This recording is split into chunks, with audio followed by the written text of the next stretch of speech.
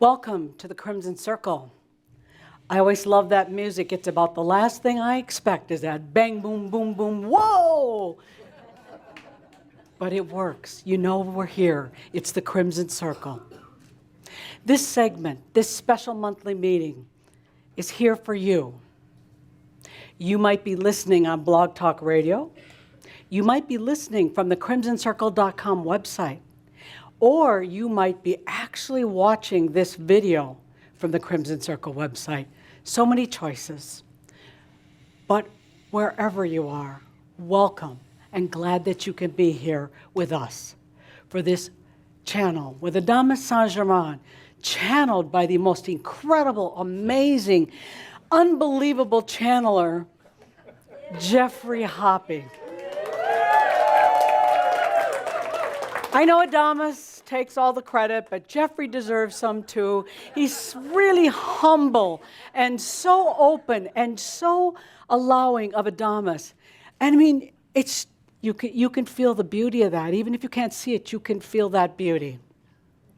So welcome. And also, wherever you're listening in from, you can hear that we have a wonderful, amazing live audience in our studio. And they're here. They're cheerleaders. They're cheerleaders for you, for all of us. Some of them have been coming to these meetings for 20 years. This is an amazing, stunning creation that we all come together from wherever we are to open to this energy. So with that, Adamus always invites us to take the good deep breath.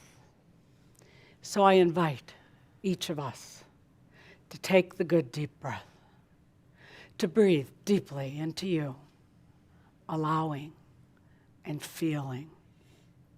When you take that good deep breath, you can feel those energies flow. When you take that good deep breath, it's about presence. I am here. Adamus so invites us to be present, to allow the energies and the message to be here for each of us. So take that good deep breath, opening and allowing all our senses, human and divine, opening with each breath, body, mind, and soul. So take that good deep breath and feel for you. And as we breathe, we're going to play some music that I invite you to feel into this experience, to breathe those energies, to move with it, to move with it. So take the good deep breath as the music plays and invite Adamus in as close as you choose. Take the good deep breath. Breathe. Breathe for you.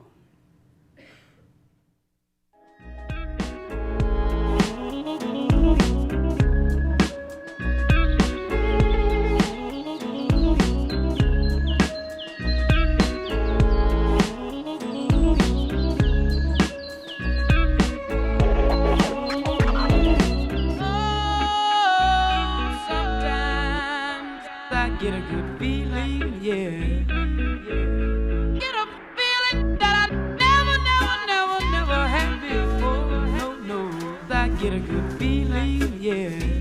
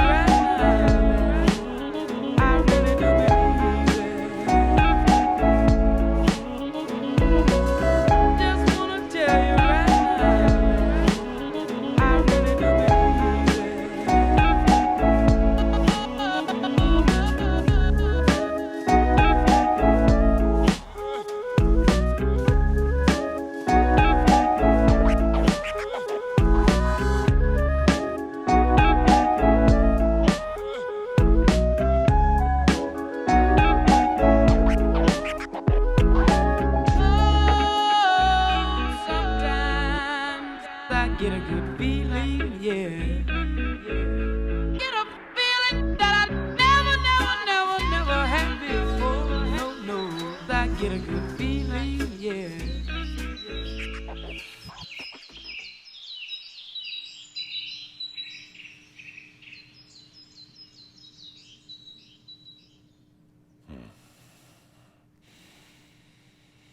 I am that I am, Professor Adamus Saint-Germain. Before I even open my eyes, I sense the smell of coffee. Eagerly awaiting me as I take to this stage on this monthly basis with Chambre. Such a delight to have coffee and sex and wine and nature and the things that you humans have that we don't have in the other realms. At the Ascended Masters Club, we have a type of coffee, but it's not as real. It's not as physical. It's not as filled with gravity as what you have here. Such joys that you have. And I do like coming around occasionally, not too often, to visit in more of this physical form. So if you don't mind, dear Linda Visa, just right. Let's take a good deep breath as we start this February, the month of love. Shout. Yes, yes. I've got a question for you as we start out. I work closely in monitoring, feeling into all of your energies, and working with you to say, what's the right balance to keep things from blowing up, to keep things from going too crazy? The question is, should we go a little slower now? Should we slow it down a bit so they can all settle into your body and your mind? Should we slow things down or should we speed them up? Speed them up. Speed them up. You heard that up on the Ascended Masters Club. They're watching today, of course, yes. Chanting for everybody or just Speed it herself? up. A few say, let's have a show of hands. All who wanted everything that we're doing here in your embodied enlightenment, all who wanted slow down a little bit. Like, we're not in a hurry.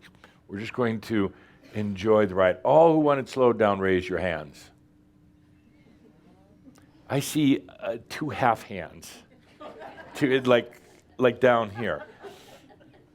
All who want it speeded up, raise your hands. Hands raised high. How many are not really conscious? You're sitting here in the chairs today, but you're not really conscious or awake. Okay. How many like it just the way we're going? Over here. I love all of you. The reason why I ask is because I actually do work with all of you to make sure that there's that integration. There's the ability to go through your experience and what you are. I've said many times, this is the greatest experience you'll ever have. Some of you want to vomit in your mouth when I say that, but it is the greatest experience. I don't want you to miss it. We're not in a race, but I monitor it, and I can tell sometimes when you're getting a little bored. I can tell when you come in, sit in these seats or watch it online, say, I hope he has something new for us today, because that's all I want is new. I want the new stuff. I haven't really heard the old stuff. I don't get the old stuff, but give me some new stuff just to keep me occupied, keep me distracted. So there's a lot of you who say, let's get on with it. Let's dive into it. And some of you who are struggling right now. We're having a difficult time with your bodies, with your adjustments to everything. It is difficult. It's very, very difficult at times. So I watch it carefully, and I already know the answer before I ask the question. But it's a good rule for any of you. Always know the answer before you ask the question. Calder and I are collaborating here on an article for next month in the Chambre magazine about questions, the danger of questions, the dread of questions. But I already knew the answer. The answer is we're doing it just right. And there are some times, as you have felt, it's going very fast this past month, very fast indeed. Other times, I know you get bored. And I know you say to yourself, oh, we've heard all this before from Adamus. I am, I exist, I don't care, I'm bored. And I keep coming back to some of these principles that are so basic, so important. Because oftentimes, as you'll know, I'll say something, which is just a reflection of you. By the way, if you're bored, it's because of you, not because of me. Oh. But I'll say things that you hear, and it kind of tingles and wrinkles in your mind, and you like it, and it feels good. But then, 48 hours later, it's like, what did he say? And then you hear it again the next time, and it goes a little bit deeper and maybe a little bit more meaningful. And it could be a year or two before you actually have the sensual experience of it. I exist, for instance. I exist. Nice words, real short and simple, kind of masterly. You sit on your park bench and people come up to you and ask you how you're doing. I exist. Sounds very holy. I exist. Oh, get kids, come on, get out of here quickly. And then one day, sitting on the park bench, taking a bath or doing whatever you're doing, having a sip of coffee, you suddenly get it. I exist. Now I get what he means. And it's a feeling that goes into your body first. You feel it in your body, the tingles and the adjustments, and then your mind starts opening up and adapting. But there is a sense that goes beyond it, that's bigger than your body or mind. You've all had that. And that sense that goes beyond and says, I feel it now. It's not that I get it, I feel it, I am that. The actual words, I exist, almost go away. They're almost meaningless, and suddenly you're in it, you're experiencing it. It's gone beyond the mental and the physical, although they are being affected also, but suddenly you're in that experience, and as you know from having been there, then you don't ever want to let that go. You don't ever want to let it fade away. And what happens the moment you're like, oh, I don't want this to fade away, I don't want it to, oh, it fades away. Partly because your focus is on fading away, rather than taking a deep breath and embodying it. The mind jumps in and starts worrying. You start worrying, oh, I don't ever want to lose this. And then what are the energies in that? Losing it. And then it goes away. But the good news is it comes back. It absolutely comes back. So let's take a deep breath with that right now. We are going too fast, and we are going too slow, and we are going just right. And to be able to really experience that, not just to hear it in your ears, but to really experience it on every level, layers, the and. We're going really slow. When's this going to happen? We're going really fast. I can't keep up with it anymore. I'm going crazy. I don't think I'm worthy. And then we're going just right. Have another drink of coffee. We're going just right. And we are. And that's what I love about what we're doing together. I've never had a group like this before. Never really had a group like this before. I've never had a group like this before that is not all dying off. A lot of my other groups died off. I guess that's not such a good testimony. But it was too much for them. Their expectations of what was going to happen, and then I guess you could say the pace at what they were going at, and the ability to keep it balanced mentally, physically, and in all the other realms, and parts I'll get to in just a moment, were just too much. And then the allure, the seduction of the other side, which is pretty sweet. The other side, and now we've got Theos and all of its seduction and the other realms. And being with me at the Ascended Masters Club, I'll pick up all the tickets. The seduction of that, the desire of that, was so strong on so many of the students. Actually, one of the reasons we closed the mystery schools was because there was an addiction to them. There was an addiction, and some of you had to get kicked out. Some, we just closed up the place. You came home from walk one day and the doors were boarded up. And whoa. because it can get addictive. It draws you in, and it's like you want to just stay in that world of the mystery school and not venture out, not go out into life. You want to just be with the other ones who are there. You didn't want to assimilate with other people, the villagers, the village idiots you used to call them. That's where the term came from. You started it. And you want me to go to the store with all those village idiots? I'm going to stay right here in the mystery school. It's like, oh, you got to be kidding. Good music, good food. So the ability to stay and feel, at any given moment, feel it going too fast for you. And I know every one of you talk to you at night. Oh, Adamus, what's wrong? Nothing. Oh, Adamus, it's going so fast. I don't think I can handle it anymore. And then the next night, actually, I'm so bored. It's going so slow. I'm going to go join another group, Adamus. Oh, good. Bye-bye now. But the ability to be in all that at one time is truly a master. The ability to feel all this. I mean, really feel it. And part of the issue, the struggle that you and I have is you think it. I say bring it into feelings. Bring it into the sensual, the visceral, the real senses. You keep thinking it. So if you felt a little pressure lately, like somebody's trying to push down on you, not emotionally, but to say, come on, keep it in that body, keep it in that mind, keep it in that reality there, and feel it all together. Feel all what's going on with you, and stop fighting it. Stop chasing it. Stop thinking your way through it. That's the boredom. Thinking your way through all this and getting all mental about it. No, you just take a deep breath and take a good deep breath and let yourself feel it, even if it hurts.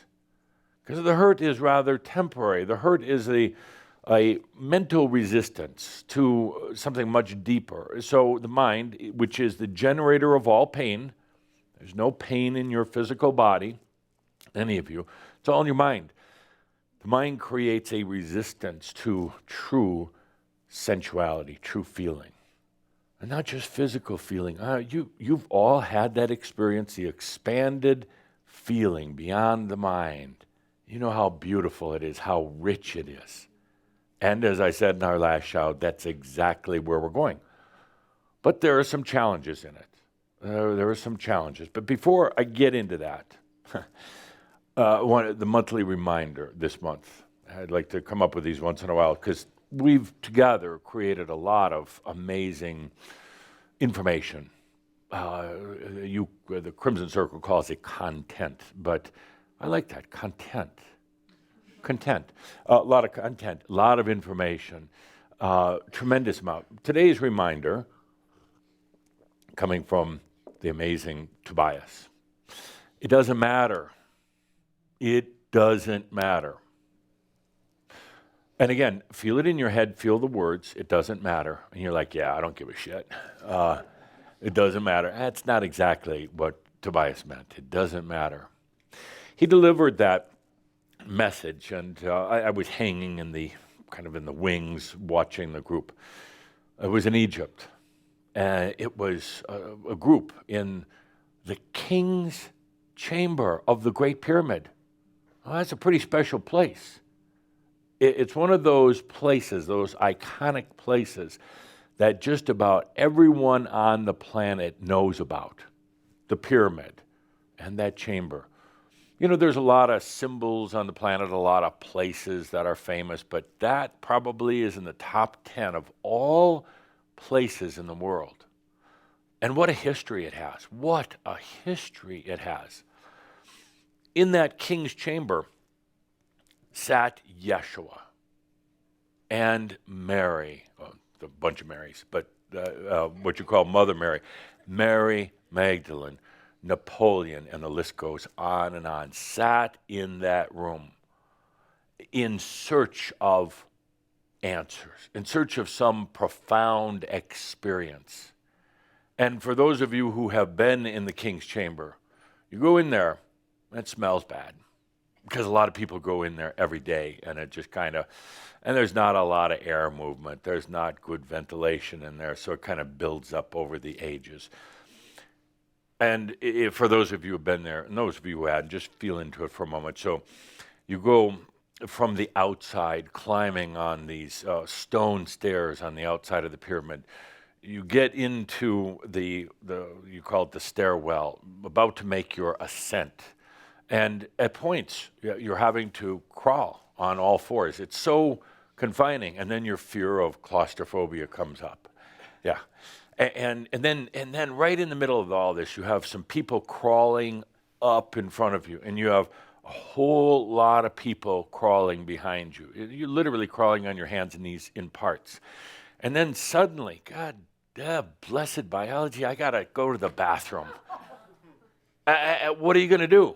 And there's no toilet up there. You can't go back that way because there's 25 people crawling on their hands and knees in a space about this wide and this tall. Where's this going?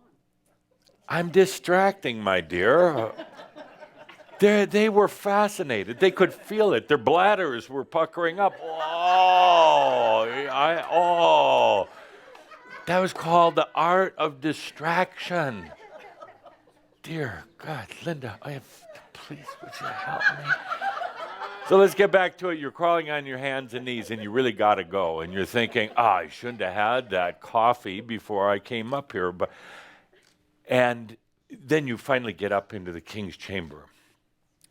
Suddenly you open up into a room not even as big as this, maybe the ceiling a little higher, but smaller than just this studio area right here. And there's nothing. There's no beautiful paintings on the wall. There's no carvings on the wall. There's no carpet on the floor. There's no toilet. There's nothing. It's a big room that echoes. The only thing up at the front is a sarcophagus. It's been there for ages, of course, and it's kind of old and chipping away, and that's it. That's it. Then all the attention seems to focus on the only thing in the room, the sarcophagus. And what does that bring up? Death. Death. Oh my gosh, I'm going to die. Well, yeah, you are, but not necessarily right there. It brings up all the issues. And so here we have it. That was my distraction. So here we have a group of 50 Shambra. And with these incredible expectations of what was going to happen there. First, the expectation that it was going to be some gold painted room and it's going to have mummies and everything. There's nothing. So that they go through that initial shock, and the one fascinating thing about this chamber is the echo, because when you talk, it echoes through, not just bouncing in the room, but it feels like it's going out lifetimes and then coming back, because it's exactly what it's doing. It's going out into other realities and then coming back. So it has a very unique sound. The group sat down, Tobias came in. Everybody was expecting the answer of answers in the Holy of Holies, the big answer to life and all of its mysteries and all of its questions. And Tobias played it for everything it's worth and took a deep breath, and there was some toning, I believe, and then there was silence, and then finally Tobias talked very slow and deliberate, and then came to the big moment. The reason why I have gathered all of you here from all of creation, from all parts of this world, the reason why you've journeyed thousands of miles and come across the desert on camels to get here and had to go to the bathroom on your way up through the corridors. The reason is to give you this profound message. It doesn't matter. You can imagine the disappointment. It doesn't matter. Nobody said a word, of course, but you could feel it being screamed out from every. It doesn't matter. I've done all of this. I'm sitting here in the king's chamber of the Great Pyramid in Egypt, and you say it doesn't matter. This was supposed to be the culmination of my spiritual journey right here. The focal point of humanity, the 0 point of civilization right here, where the greats like Yeshua, Napoleon, and many, many others have sat, and you tell me it doesn't matter? It does not matter. And that actually was such a profound message. I had to bring it back for today. Such a profound message because in all of this struggling you're doing, it's not going to get you anywhere. It's not. You do not get extra credit, brownie points, or a fresh cup of coffee for all the struggling you're doing going into enlightenment. Nada. Nothing. Because all of the mental effort, all the trying to figure all this out, to make sense of it, to find the way through the maze to the secret chamber that will bring you into enlightenment, none of it counts. None of it counts. It's mental macchio. It's BS. You're fooling yourself.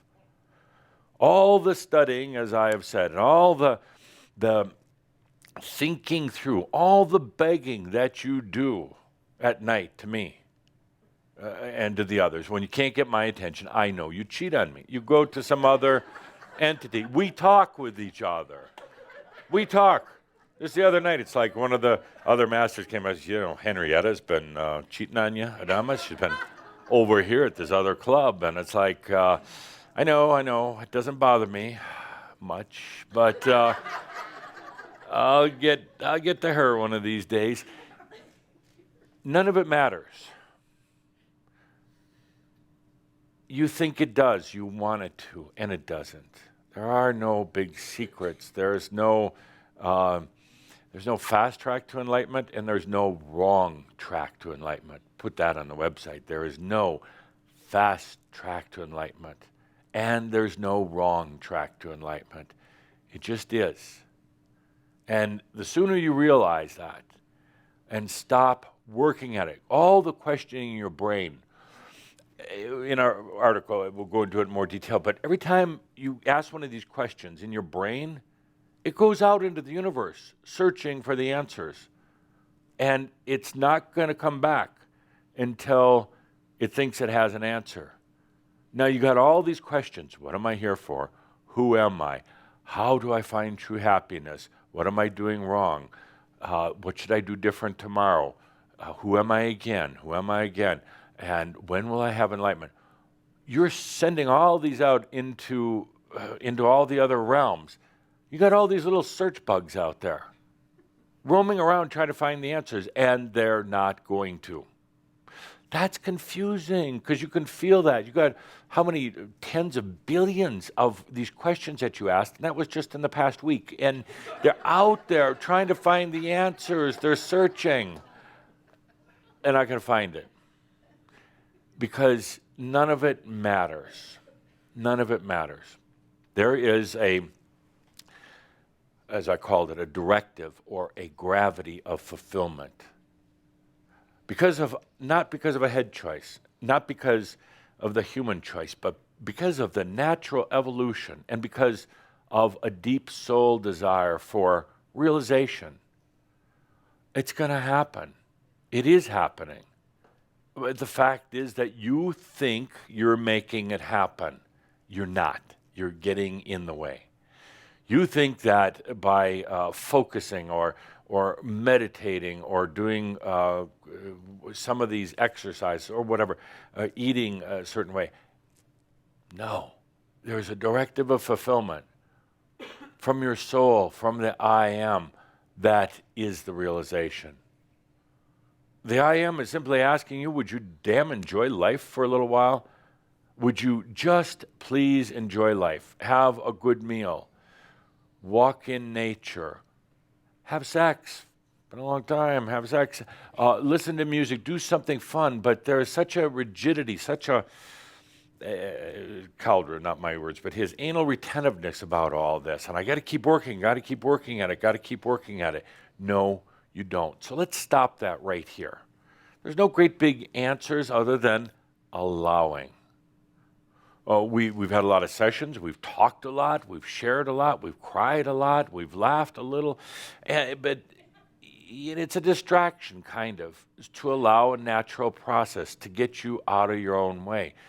It doesn't matter. All the things that you think matter, it doesn't matter. Health actually doesn't really matter. Wealth, not at all. Keeping what you call the straight and narrow, abiding by your rules, it doesn't matter. Tobias tried that. He tried to follow God's rules according to the Jewish faith, and it didn't matter whatsoever. God doesn't care. So all this hard work, I see it, and this last month in particular, things went faster more than they went slow this last month. And I also saw you amping up, trying to manage all of this, and you can't. Let yourself experience it. Let yourself feel it. I guess if there was anything other than it doesn't matter, let yourself feel it, not think about it. And these woes and these issues you have, what am I going to do? Stop and take a deep breath. None of them really matter. They really don't. Everything that you think is important, it doesn't matter. Sorry, that wasn't real, Edith. That was just a fake one. Well, maybe it was. So let's start this show by saying just take a deep breath. Take a deep breath. You're not going to figure it out, human. And you're not being asked to, human. The only thing you're being suggested is, would you just damn enjoy it? And stop trying to figure out where you should move to next or what you should change your name to. It doesn't matter. Change your name to Edith. You all be Ediths all around the world. I owed her that. I gave her a hard time recently because of her mobile phone, and I was given a hard time also by those who saw that little act. Where's my token gift? Hang on a second. Keep talking. I went to the store and bought something just for you, Edith. So it doesn't matter. Let's start the day with that, okay? Doesn't it feel kind of freeing? It doesn't matter. Oh, it doesn't matter. Okay, now I'm going to swing into the next thing, though. And I'm going to need Linda with the microphone. I can run the microphone. Yeah. Maybe not. We'll wait for Linda to return. Question I have. This is a multi-level question for you. Why is life so hard? I'm talking all human life, not just your life. Why is human life so hard?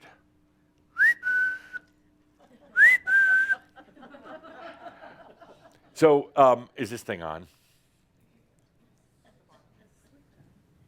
Linda knows how to do this. We need two Lindas in here. Yeah. Oh, there it goes. Okay. Hang on a second. Why is life so... Oh, Linda. Why is life so hard?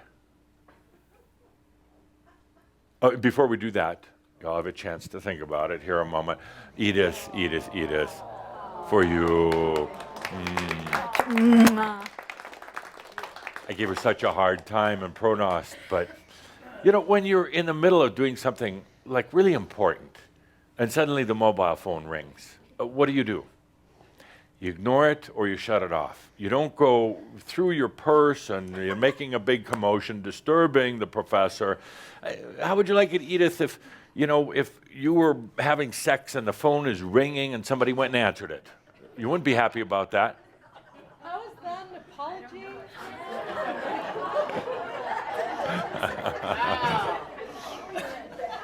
So, question. Why is life so hard? Linda, microphone, anybody. Why is life so hard? Or is it not? Is it not? Shh. If It just is. If you wouldn't mind standing up. Oh, Yep. Thank you. I just said it just is. Just is. What are some examples of life being hard? I think we make it harder on ourselves, really. Yeah. I mean, what's for humans? Let's say you're a philosopher, or psychologist, or whatever, and you're looking at humans, your clients coming in each day. Why is it hard? Why is it hard on them?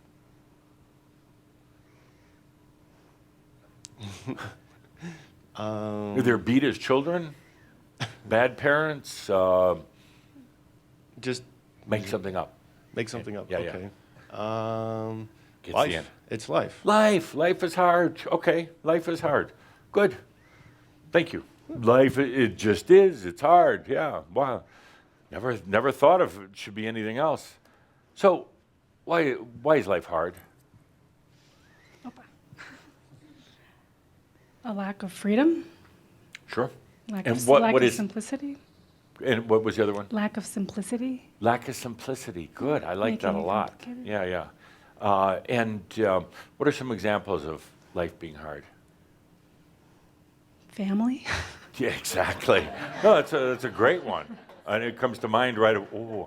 You love your family, but it's difficult. Absolutely. The yeah. body can The be challenging. body, exactly. The mind is just. Yeah, yeah. just What's the thoughts. hardest one for you of all those things? The body, the mind, the family. What's the hardest one? Body and mind, I think. Body and mind, okay. Do they work together very well? Yeah, they're both just, challenging. They can Yeah, be yeah. challenging. Yeah. If you could only change one and bring it into kind of alignment and balance with you, the I am, which one would you change, your body or your mind? Mind, just, Mind. just, Yeah, yeah. Good. just to be in pure Yeah, it's creation. like, shut up. Yeah, yeah. But also, just you can just be in the end and just sit on the bench and observe it. It's okay. Exactly. Yeah, yeah. It's Exactly. okay. Yeah. Doesn't matter. No, it doesn't. It really doesn't matter. Good. I mean, it may seem that strange I'm asking a question, why is life so hard? But I think I'm going somewhere with this. We'll find out. always do, you always We'll do. find out. Okay. Next, why is life so hard? Greetings. Go ahead and stand up. because You're we looking s- so beautiful today. Thank you. Wow, glowing. Because we set up expectations that we chased to fulfill. Yes, yes. Oh, give me some of your He's not done with you. expectations. Yeah, yeah. Sorry. You know. Oh, okay. So what are some of your expectations that you've had in life? Recently, to achieve freedom. Freedom, yeah. Success in some sort of way? Not that much. Not so much. Love? Yes. Yeah. Oh, that was a definite yes. And other question is, on a scale of 1 to 10, 10 being really damn hard and 1 being really easy, in general, where is life on that scale? Is it towards a 1? Is it towards a 10? How- Depends on the day. Depends on the day. No, and not for you, but just consider everyone, all of mass consciousness, all the people. Usually up there at 8. 8 hard. Yeah. Okay. Yeah. Yeah. Good. Thank you. Thank Glad you. you're here. Good to see you again. More? Please. Why is life so hard? Well, first, quite frankly, for me, it hasn't been. It's at least this ride's been magnificent and effortless. You're a good creator. So- And kind of you don't give a damn, which is kind of an That's- interesting. It doesn't matter. Yeah, yeah. In terms of overall, I think it's really to create a richness of experience. And it seems hard at the time, but in the big picture, it's making the experience much richer, Yes. this physical experience. Good. And where would you put life in general for humans on a scale of 1 to 10? Not for you, but you deal with a lot of people. I think 8's optimistic. I really think it's closer to 9, 9.5. Interesting. Interesting. Not, in terms of all humanity, how hard is life? Not bad. I'm not saying the word bad or evil or ugly, just hard. Okay. It's hard. So we're somewhere between an 8 and a 9 now. Good. Let's keep the microphone going. This is interesting. You realize what we're doing here, all of us, all of you watching, we're really creating, a history, a book, story. Yes. Go ahead and stand up. I feel like I have to like control everything. Yeah. So Yeah. Why? I don't know. How well has that worked for you? It hasn't. Yeah, No. yeah, isn't that funny? But you keep doing it, right? Yes, I keep doing it. Because could I say, there's an underlying fear. If you don't control it, it'll all fall apart. Right. Okay, now you extrapolate that and say, hang on a second. I'm doing this enlightenment thing, and I'm trying to control it, and it's that carrot, in front of the horse type of thing. It's always just around the next corner, not quite there. And I like to tell myself and make believe that I'm almost there.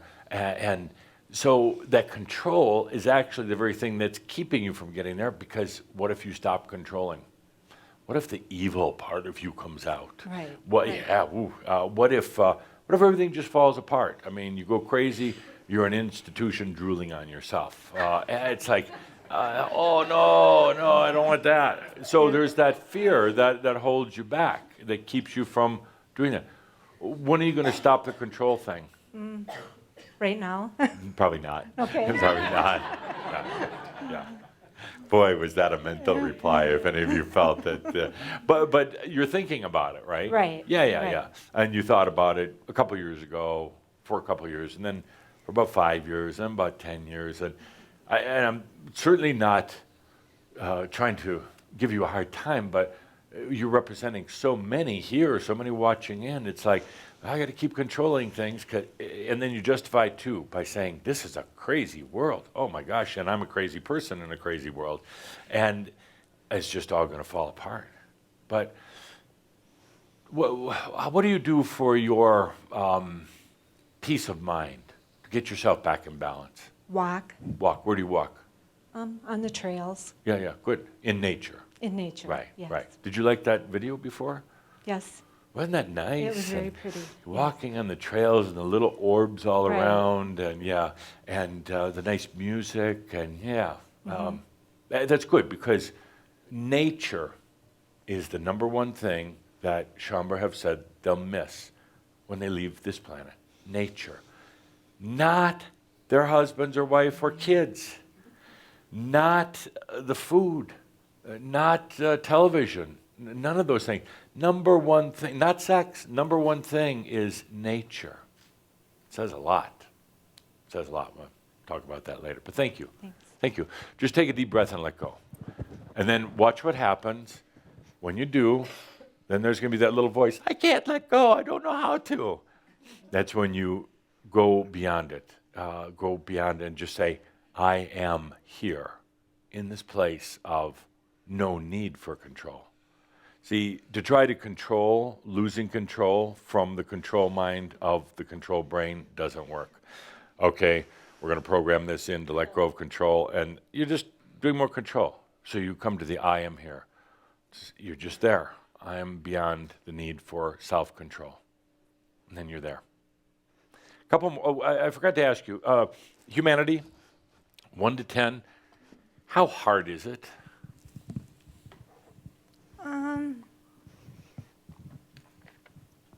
7. 7? Okay. So we're averaging about an 8 right now. Good. A few more, Linda.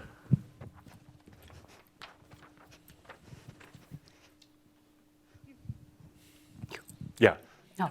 When you put it No. in your hand, that generally means it's You lifted your pretty- hand. It's you. I didn't. Too late. Yeah, good. I know you have something good to say. Yeah. So why is life hard? Oh, gosh. Would you mind? Yeah. Because there's always more that we need to learn. Ah. Yeah. Or so the perception. As There's much as more we you need think to we've learn. evolved, there's sometimes places where we feel stuck. Yeah. Could I tell you one thing, all of you? You have nothing more to learn. Nothing. And that's also that addictive tendency of the mind. There's more to learn, whether it's about science, math, spirituality, or anything else. I got to learn something, because otherwise I wouldn't be sitting here. If I knew more, I would be sitting there. And so there's always more to learn. There's not. If you come back for 10 more lifetimes, you're actually not going to learn anything more. You're really not going to have any new experiences. You'll have the same old experiences with a little bit different sugar coating on them, but you're not going to have any new experiences. That leads to the whole boredom issue. You know, you're so bored on one hand with this life because you've been there, you've gone through all of it. Sure, you can buy a new little electronic device that you've kind of never had before, but how long does that last? About a week, and then you're bored with it. Because, well, you've been there. Nothing more to learn. Good. What else? What else makes life hard?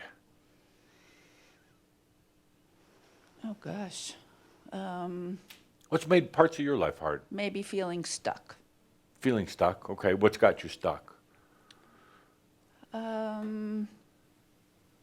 I've been looking for a new job because my other job came to an end. Yeah. Good. Good. What are you going to do? Just put it out to the universe. Yeah. The universe doesn't give it. Anybody here? The universe doesn't care. Yeah. Yeah. Yeah.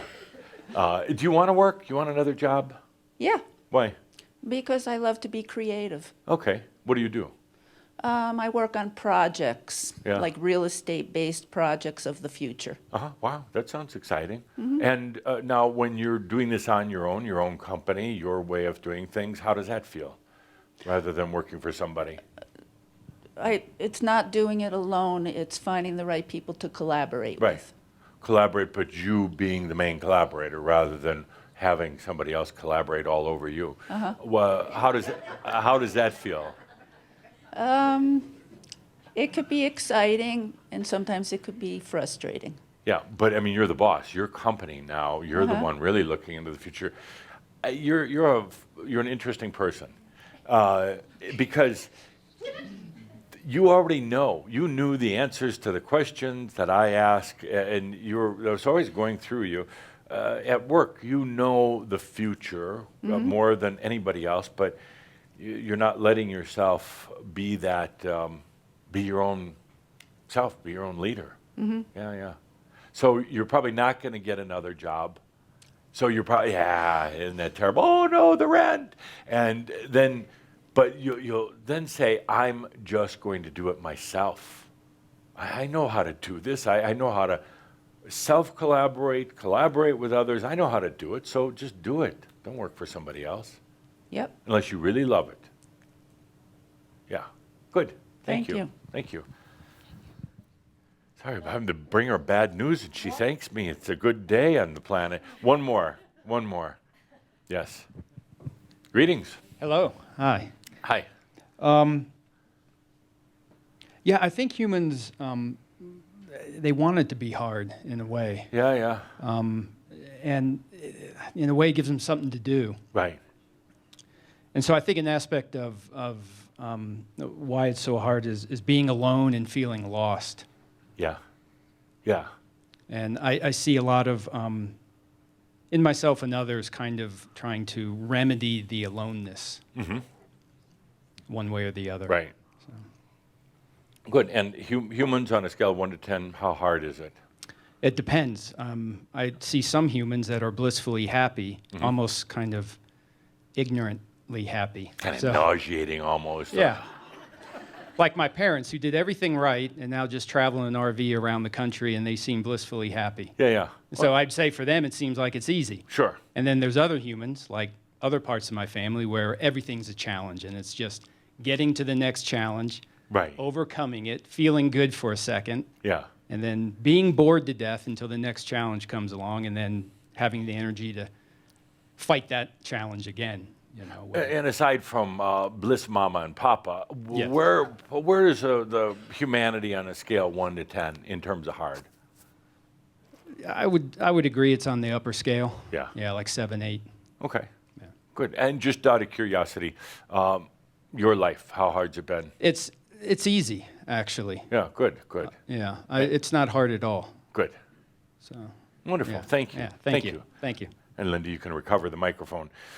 Thank you. Life is hard. Life is hard. And you were all about right, according to my measurements of human life. It's somewhere at about, I go to about a 7.8 to 8, somewhere right in there. And That's tough. That's tough. I mean, I'm not talking about you. We'll talk about you in a moment, but that's really tough. If you imagine that most humans have a harder life than not, that doesn't mean they're not happy some of the time, because they can be. I'm not saying bad life, I'm saying hard life. And hard life meaning things like the body, one of the bigger issues, and its pains and its everything else, and then it dies.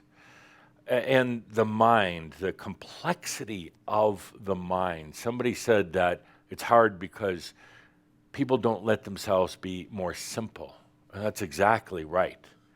The mind makes it very complex. Complexity leads to challenges, difficulties, and also the belief that you have to work hard to get something. A lot of you have that consciousness that you have to work hard at things, and you've extrapolated that, you've applied it from your childhood, working hard in school, your early career, I have to work hard in this job, and now you've applied that to your spiritual journey, I have to work hard, because otherwise, well, then I'm not making any progress. So human life is hard. And your answer is so good on this, because it's hard because of relationships. It's hard because of expectations. It's hard because you have to go to work every day for a job, which you don't necessarily like, is not creatively fulfilling. You're going through rote or repetitive motions day after day. You're putting up with a boss and who you don't necessarily respect. I'm not talking everybody, but there's too many that life just gets hard. Now, it's not necessarily a good statement about humanity.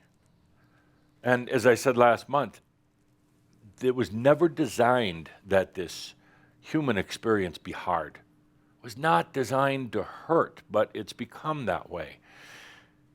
And it's not necessarily going to change for quite a while. It's not going to get out of that pattern of being hard. What happens instead is that human wakes up in a morning, and they start off maybe in the state of 5, neutral, not hard, not easy. They're just waking up. But you watch as the first hours of the day progress, and it goes quickly to 6 to 7.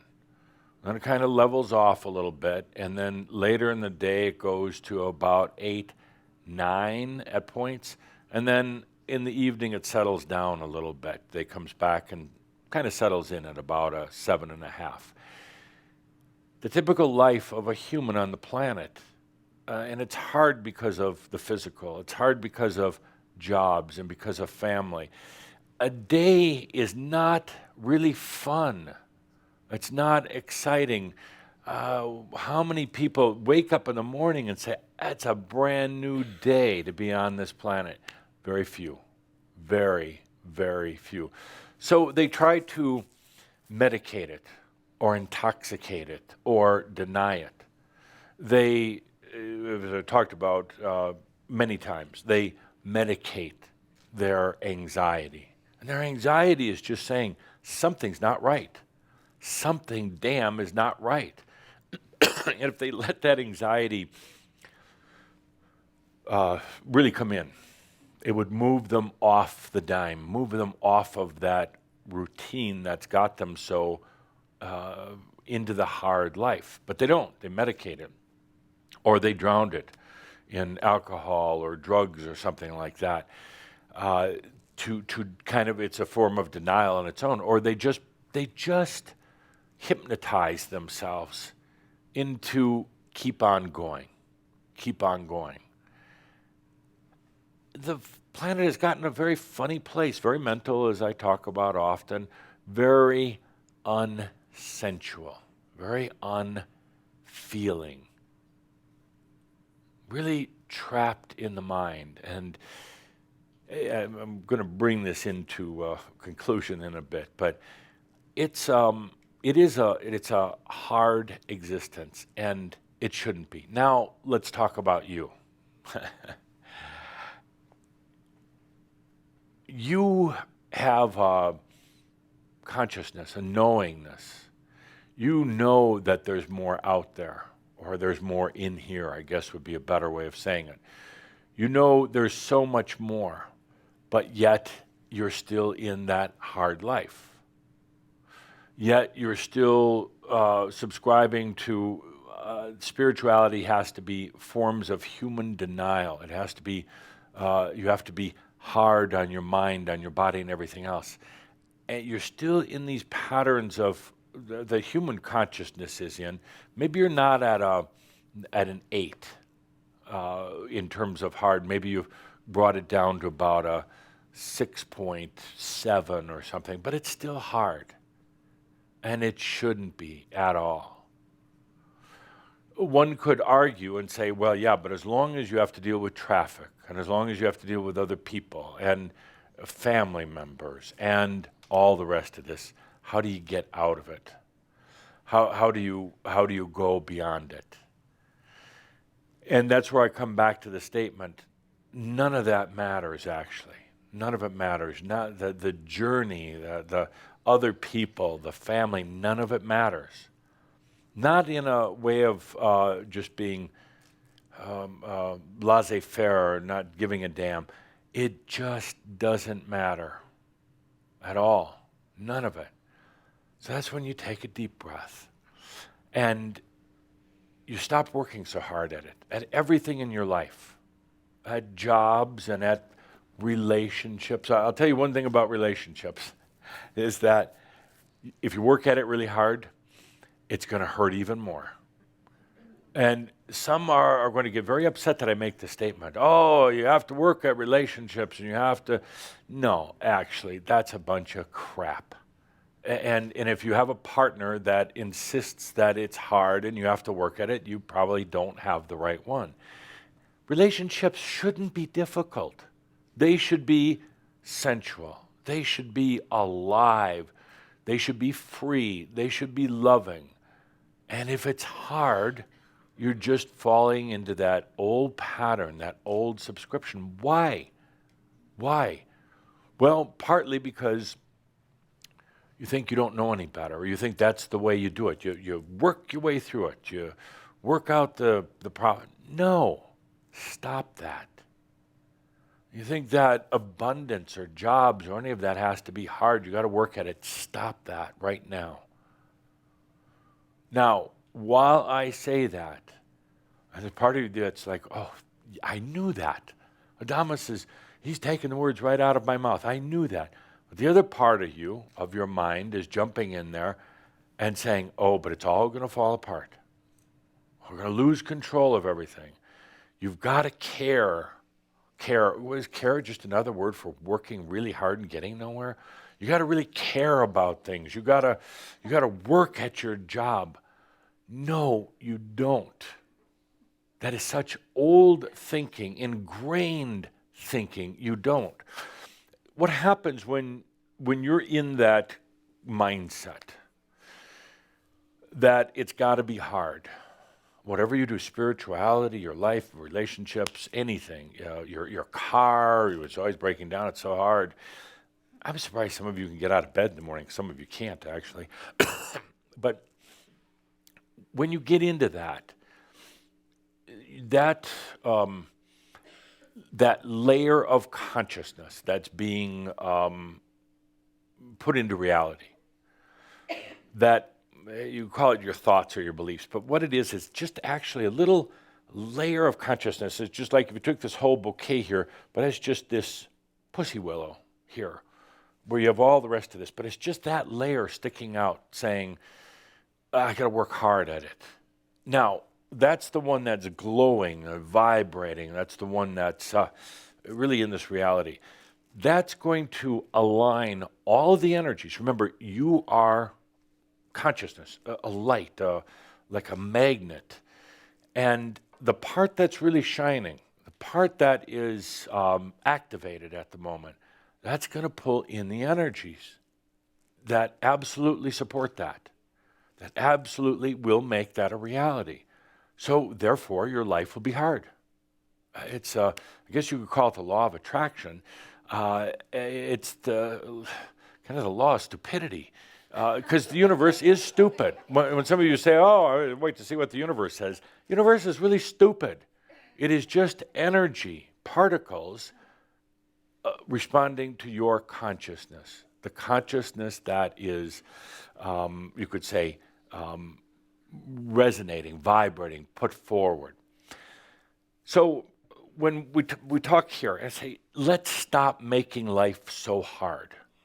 The mind jumps in one side of it, and the mind says, oh, yeah, but what are we going to do? We're not going to eat. Stop that now. Let that real knowingness, right? You know it doesn't, you know, have being co-founders of the planet. That's a good title for your business card. Co-founder. Planetary co-founder. When I say life was never designed to be hard, you know it. It's like that damn right. It was designed to be a hell of a journey. Sensual, real, very, there's not a human word for it. Maybe I'll make up a word. Deep, colorful, meaningful, fun, and it doesn't matter. Kind of all combined into one word. It wasn't meant to be like this. And it wasn't meant to be so stuck. Somebody mentioned stuck before. Well, humans are stuck, absolutely. Stuck in the mud. Stuck in old patterns. Now, let's, if you choose, let's start a movement here. First within yourself and then going out. It doesn't have to be hard. None of it. Other humans will justify why their life is hard. They got a bad spouse, they had bad parents, whatever their problems are. Let's just stop all that right now. I want you to stay here. I want you to love waking up in the morning. I want you to love what life has to offer. I want you to love design and beauty.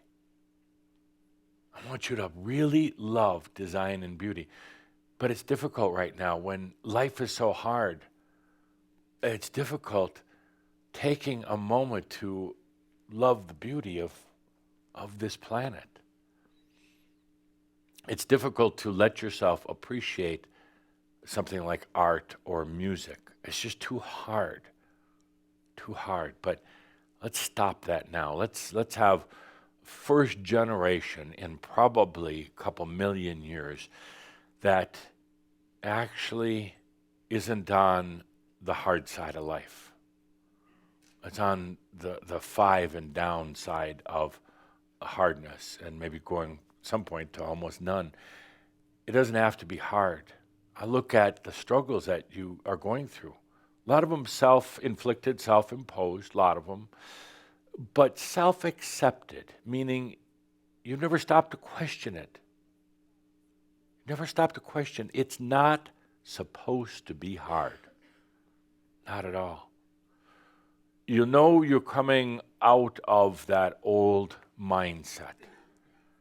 You know that you're being a transhuman, being divine and human at the same time.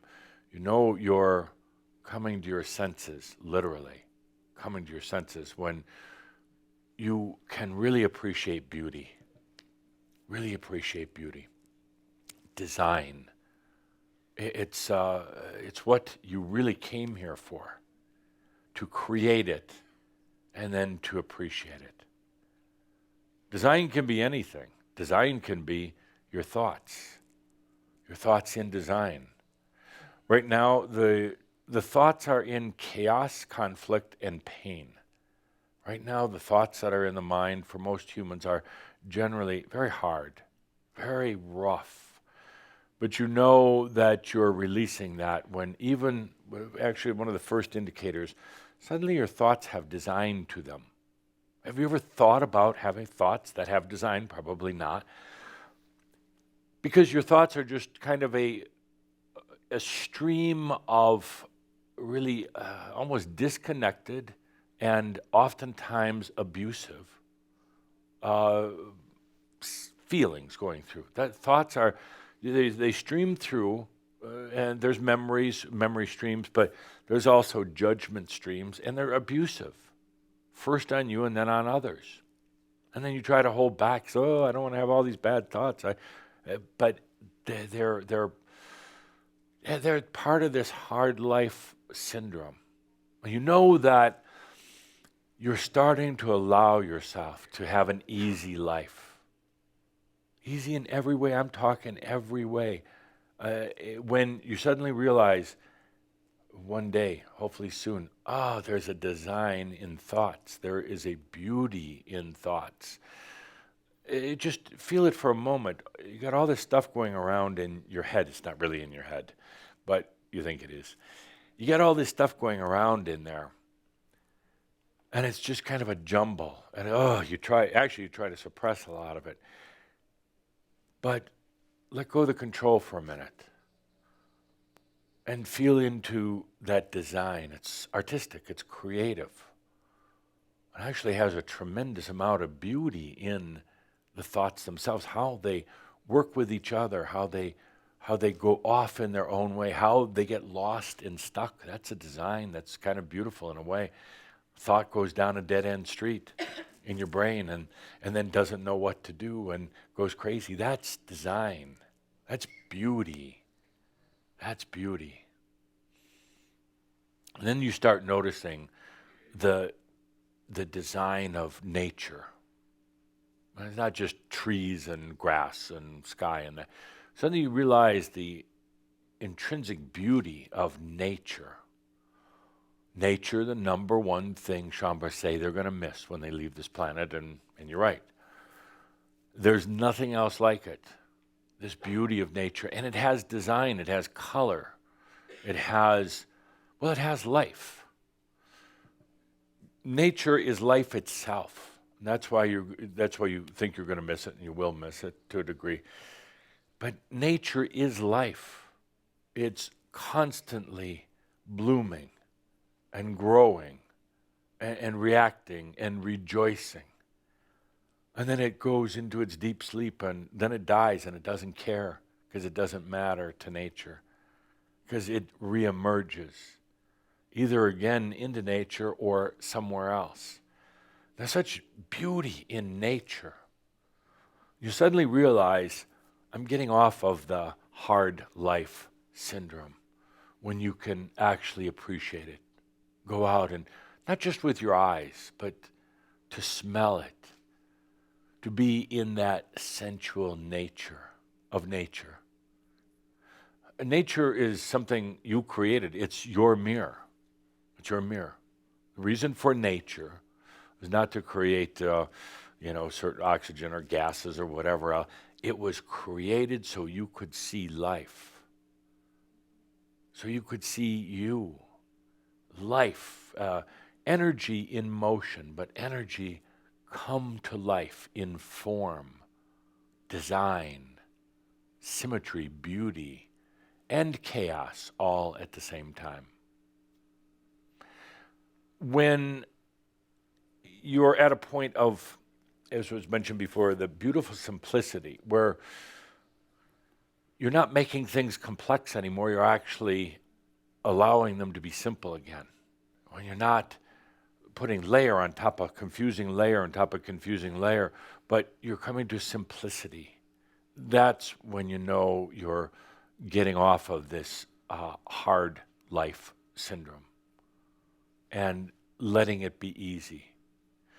Simplicity, and it's almost the antithesis of what the world teaches. It teaches a lot of complexity, and those who know complexity, even science, those who know it are really smart and really wise. No, actually, those who can look at anything in life, at nature, and see the elegant simplicity. It's life itself. I don't care about atoms and microbes and chromosomes and any of the rest of that.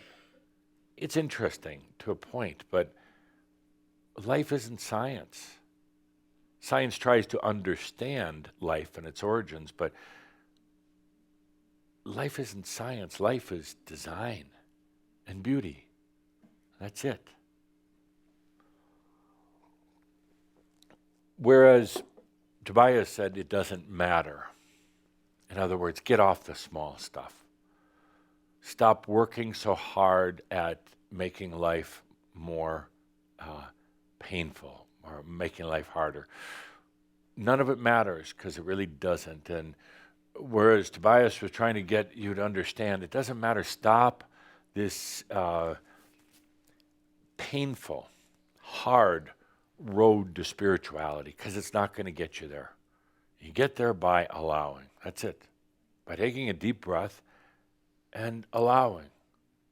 That's it. Now, I know you're going to say, but my mind is so programmed into all of these patterns, into all the hardship, into having to do certain things. I don't know how to break out. I don't know how to get off that merry-go-round that's been going around and around and around ad nauseum to the point of absolute sheer boredom. I don't know how to get off. That's yet one more way of the mind and mass consciousness and everything else, one more way of it saying, I'm not going to do it. And that's when you, the I am, steps forward and says, I'm off.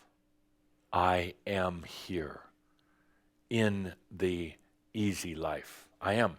The mind's going to jump in and say, oh, you're just making this up, and say, that's right, mind, because I am the creator. I can make up anything I want, and therefore it is.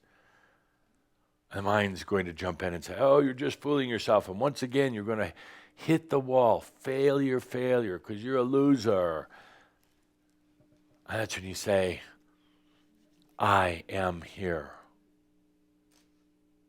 I am here as a creator being. I am here in my easy life. I don't give a damn about the rest of it. I am here. Now, one could argue that you're simply fooling yourself, and perhaps you are, but the reality is, once you allow that, not work on it mentally, once you allow it, I am here in the easy life. It doesn't matter if you're just kidding yourself or not, but the energies start responding accordingly. The universe is stupid. It's not going to do a psychoanalysis of you. It's not going to put a lie detector on your body and, well, was he kidding or not? You know, was this real? Doesn't matter. Universe is really stupid, or simple, I guess you'd say. And it's going to respond accordingly. Edith is here now in the simple life. All the energies change their old alignment. They were over here at 8, hard life. And they're like, oh, okay, she's now in easy life. Here we are. They realign. They realign, and they serve you, the master. It's that simple. And if you make it any more difficult, if you start your intellectual crap, and if you start to mock you of the mind, and start analyzing and dissecting and questioning in particular, then you defeat yourself, and you're right back on that merry-go-round. Actually, you've never really gotten off. But if you, as the creator, say, I am here in the master's easy life, then it is so. It is, I guess you could say, energy physics 101. It has to be. And it's not being delivered from the universe. I mean, the energy comes from somewhere, but it's not the gods having favor upon you. It is you simply allowing. That's it. That's it. Anything more complex, those of you who get on your social media, I'm not sure if I like social media or not. But those of you who get on social media and start trying to analyze it and dissect it and argue about it and slamming other people for it, you've lost. You're back in hard times. Those of you who simply, as the creator, I am here in the easy life, then it will be so. It will not change others. It will not change the rest of the world. They're going to stay over there in 8 to 9'sville. in the terms of hard. This planet is going to continue having a hard life. The reason why I bring this up is because, well, I'll talk about it more in just a moment, but this whole thing of pronos that I talked about recently, New Earth and the Old Earth are not going to melt, ever, ever, ever. It's good news and bad news, I guess, for those of you who love this planet, who really helped create this planet. It's kind of sad. And it's like, oh, we thought we'd pull it together. It's not going to happen. The good news is that you are now free to roam about the universe. You are now free of the responsibility, of the weight and the burden of having to try to bring this together. You're now free to create your own place. You're now free to be in Theos and be here at the same time. But if you have the consciousness that, well, this life has got to be hard, if you cannot get off of that, it's going to be very hard to be Theos and Earth at the same time, to be human and divine at the same time. That's why I say, I am here. I am the master in my easy life, and coexisting all around me with those in their hard life. And it can be done. It's a bit challenging. It's going to be a bit challenging. Well, it's going to be really challenging in many ways. Being in an easy life, being at ease with yourself, no dis-ease, but at ease with yourself in a world all around you that's filled with 8s and 9s, hardness of life. There's going to be a tendency to want to go to them to make their life easy, because you're still spiritual social workers. I don't care what you say. You just can't help yourself. And that's when you cheat on me again. You say, well, I'm just going to help this person over here.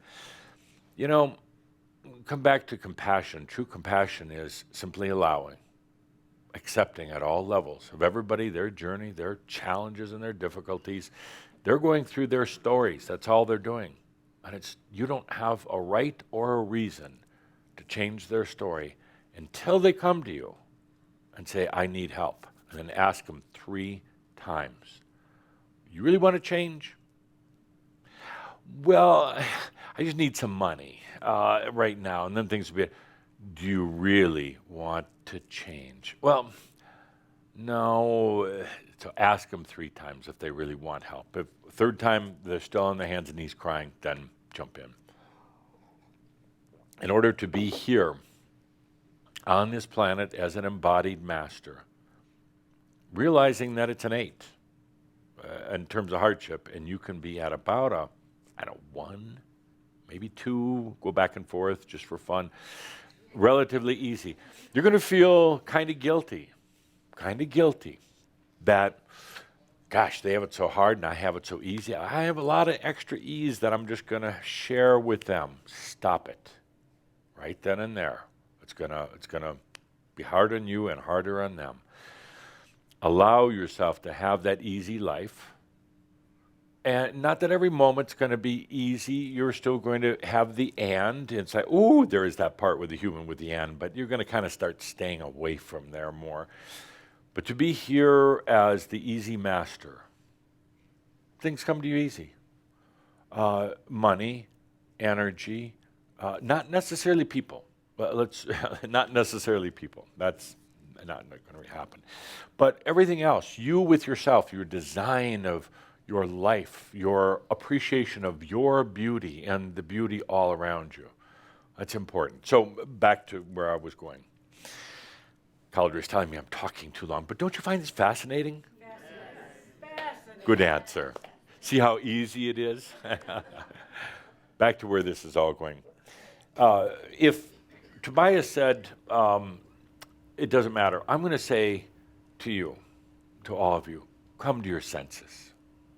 Come to your senses. I like that to be one of my key phrases. Come to your senses means several different things.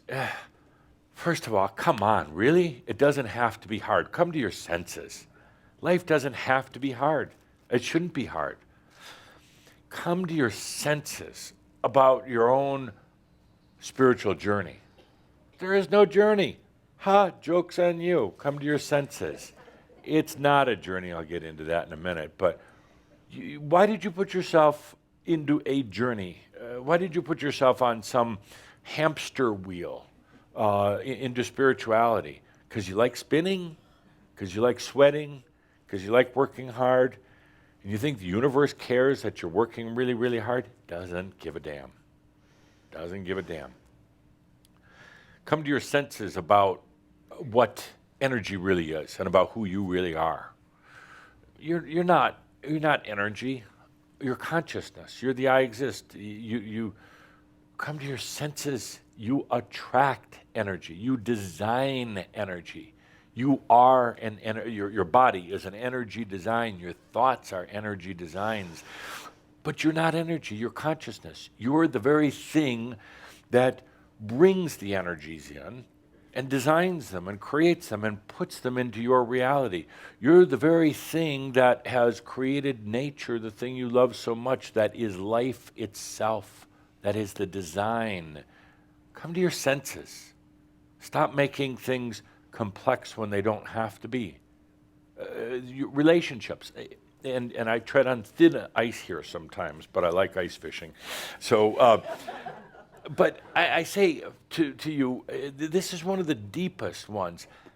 Come to your senses if you're not in a good relationship. Bye-bye now. God doesn't care if you didn't get married for an eternity. No, you didn't. And there's a lot of old bad karma. And so what? You hurt their feelings for a little while. So what if they become drunks? It doesn't matter. It doesn't matter. Doesn't matter. No, I'm very serious about that, because one person drowning is bad enough, but two is worse, if you know what I mean. Right. They're going to drown anyway. Not all of your spouses or lovers. Some of you are very happy. But if you're in a bad relationship or a bad family, bye now. And you're going to be a little lonely for a very short period of time, but that's it. And come to your senses here about even your own body and about your own control and your rules and how you come to your senses. Keep it really simple. Really simple. Come to your senses. But the other side of all that is come to your senses, your sensuality, what is beyond your eyes and your ears. Come to feeling. That is what frees you, really, your senses. That is what gets you out of the zoo. Not thinking your way out, because you just think a bigger zoo with bigger walls. But you are a sensual being. I told you last month, this is the year of being in our senses, coming to our senses. Now, the mind asks right away, well, what are they? And I say, it doesn't matter. I say it really doesn't, because they're there. We're not creating them, and we don't need to define them. We're not creating senses. We've got 200,000 to explore that are already there. We will create some new ones, but come to your senses, because there's a different way of living that's not in the mind, that's not from control, that's not in limitation. Come to your senses. They're already there. They're already so beautiful, and they're going to help you understand design and beauty in a way that the mind never could, never was intended to. And here's where I come back to, now, don't sit here and think that we're going to go into activating senses, because we're not. That's a form, that's simply mental macchio. We're not going to. They're already there. We don't need to do anything other than allow. Come to your senses. Then they'll come forth. For everybody a little bit differently, but then they'll come forth. And suddenly, the imagination, which is a sense, opens. And you stop trying to limit it and say, oh, that's just crazy thinking. No, it's a sense of imagination. A sense is a way of perceiving reality. That's all it is. It's a different perspective of perceiving realities. as you open the sense of imagination, the perspective of reality shifts. Suddenly reality isn't so hard. Suddenly reality isn't so limited. Suddenly reality becomes, in a way, almost like a fantasy, fairy tale. And the mind says, well, you're just making this up. Damn right, mind, I am. Because I am a creator. And I'm allowing. So the imagination dreams are another sense. They're not the wanderings of the mind at night, because you can't make that shit up in your everyday mind. It's a different way of perceiving reality. It's a way of, as Calder wrote in a story, he wanted me to give him credit here. It's a way of, dreams are a way of viewing ongoing stories. Whether it's a past life, whether it's a story of a relationship you had years and years ago and no longer have it, you let that go. The story continues. And it's quite beautiful. There's a design in it, and dreams are a sense of perceiving. Dreams are not just crazy things because you ate too much pepperoni last night, your mind going crazy. They're not. They're valid. They're parts of you. They're not trying to tell you something. There's no, for the most part, there's no great big secrets. They're ongoing stories. And as many of you know, you've had crazy dreams lately, big dreams, because you're coming to your senses, the sense of dreaming. Some of you weren't remembering your dreams. Now you are, and you wish you could go back to not remembering your dreams. It's a way of perceiving. Now, we'll be talking how you can now steer your way around dreams. Which ones do you want to watch? It's like you have all these channels on your televisions these days. What do you want to watch? Right now, the dreams are just kind of popping up, but we'll get into more of how to perceive. But I do want to talk about one important sense as we come to our senses. I love that. Come to our senses. Stop that mind. Stop being so come to your senses. Open up. So this is a little shifting gears here. Recently, we did a big shift this month of January. And it was very appropriate because there was a lot of other shifts going on the planet. So we outshifted the shifts on the planet. Now, there's all these things going on, and I hear the Schumann resonance has gotten to an all-time high, and everything is shifting, and you got political drama up the wazoo. It's all shifting right now. Whoa. So while it's shifting over here, while the Earth is really into big shifts and distractions and separation, and boy, that hard life thing going even into the nines now, we're over here as the transhumans. They're over there doing their thing, and whether or not it's right or wrong doesn't matter, because we're over here, the transhumanists. But not through artificial intelligence and all that, because that's still just kind of just trying to mimic the mind. We're over here coming to our senses. That's transhumanism. Allowing what's already there. Letting down all the barriers and all the guards. We're over there. So in January, it was very appropriate after a lot of waiting to bring together Pronost and Wound of Adam. And surprisingly, they are really about the same thing. From the sounds of it, you wouldn't think so. So what does Wound of Adam have to do with Pronost? Everything. Everything. In Pronost, I talked about how this new Earth and old Earth are not going to come together.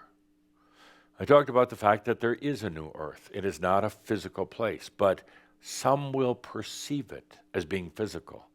They look out into the solar system, and they see a gravitational force. They don't see a planet, but a gravitational force. So, being smart mental beings, they say, then there must be a planet there. We just can't see it because it's hiding behind Uranus or the sun or whatever. I didn't name the planets.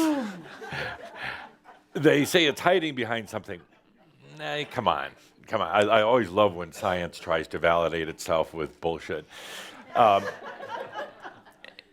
They're seeing this gravitational effect, so they assume that there is solid matter there. What they don't understand is the energy, or the dynamics of gravity. Gravity is simply the response to consciousness. Time and space generally moving through consciousness, and it creates what appears to be matter. But it doesn't matter. It doesn't have to be matter. So they're calling all of this Planet X, Planet 9, Nibiru, and all the rest of these things. No, what they're seeing out there is the gravity of New Earth.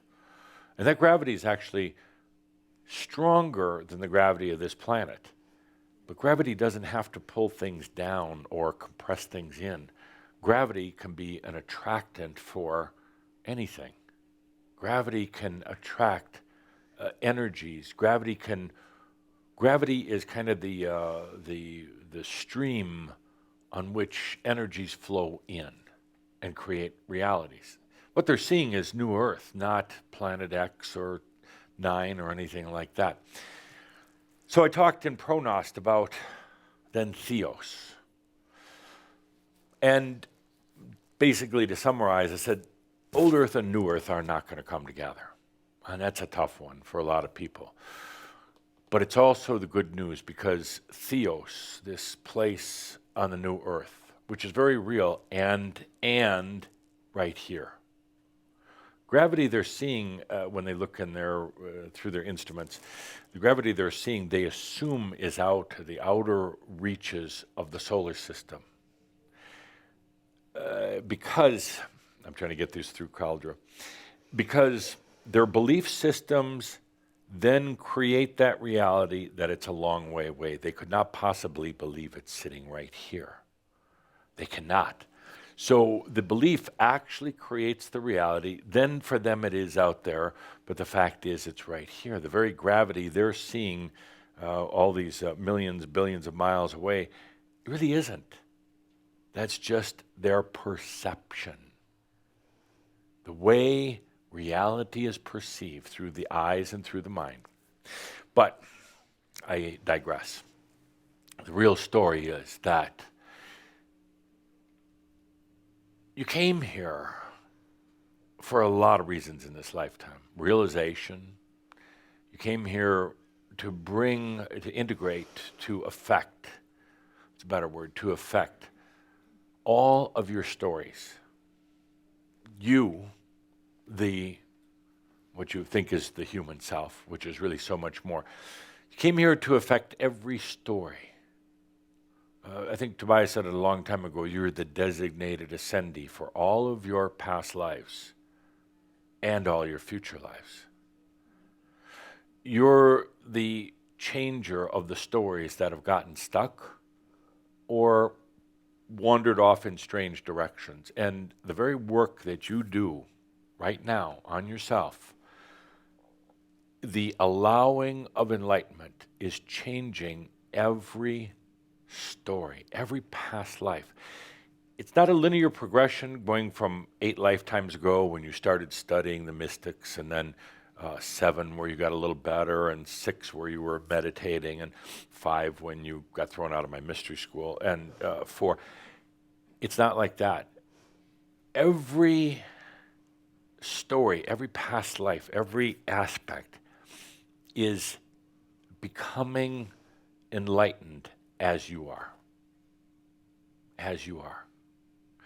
So that lifetime, let's say 12 lifetimes ago, where you were a despicable human, well, and 11 and 10 and 9, but that lifetime where you were just a barbarian, a warrior, and you wreaked havoc all over Europe, is actually becoming enlightened, is actually changing its story. And that lifetime that's going to occur, let's say, potentially 4 lifetimes from now, that is on the verge of taking its own life because of being in overwhelm, is actually becoming enlightened right now. It's happening across the board, simultaneously. It's not a progression where you work and work and work and get to the 18th dimension and then become enlightened. Not. It's like right now you're the center of the solar system. You're the sun. You're the one allowing enlightenment. And as you do, it goes out to every one of your stories. In the dream state, in the human state, in the angelic realms, everywhere. And sometimes you wonder why it's hard. Actually, by the way, that was the real answer. Why is life so hard? Because I'm carrying that burden, that gravity of all of my stories. They appointed me. They appointed you. Kind of collaboration in a way, but they appointed you. They kind of made you, but you made them. You could go back and forth with that, but you're it. You're the designated allowee. You are the allower. You are the one who allows, and then it goes out to everyone. They couldn't figure it out. Their story is over here, being played out, acted out. Even though they're dead, the story continues. Whether it was on this planet or somewhere else, but these stories are all out there, acting out. They don't know how to end the story. They're not all lost. Some of them are loving their stories, but some of them are so lost and wanting to stop, and they don't know how. They're screaming out, how do we change the story? Enter you in this lifetime. That's why you came here, one of the reasons. It's like, okay, I'm going to come into this lifetime, and I want to pull all this together. I'm going to be the integrator. I'm going to be the one who allows what comes natural anyway. I'm going to be that portal for every one of my past, future lifetimes and everything else, all the stories, whether they were here or any. I'm going to be that one. That's a big burden. That's a huge burden. And you've been trying to figure it out ever since. How do I do this? You've been thinking it's just you. Oh, it's not. That's why your life is hard. It's overwhelming almost. From my own experience, like in that realization, it's like, you all volunteered me to do that for you? Really? Really? And then you take a deep breath and you remember, come to your senses. Literally, figuratively, come to your senses. First of all, you're going to ask yourself, well, how do I do this? And what if they don't like it? There's one thing, and that's allowing. That's it. You allow. You allow what comes natural. The integration, the evolution, the becoming. You just allow it. That's all you have to do. It's a pretty easy job. Just allow. How do you allow? That's it. And then you go and enjoy life. You go fishing. You're better off fishing than a lot of the activities. Or you go benching, benching. Or you just do something, go bowling, anything. And then you do some allowing.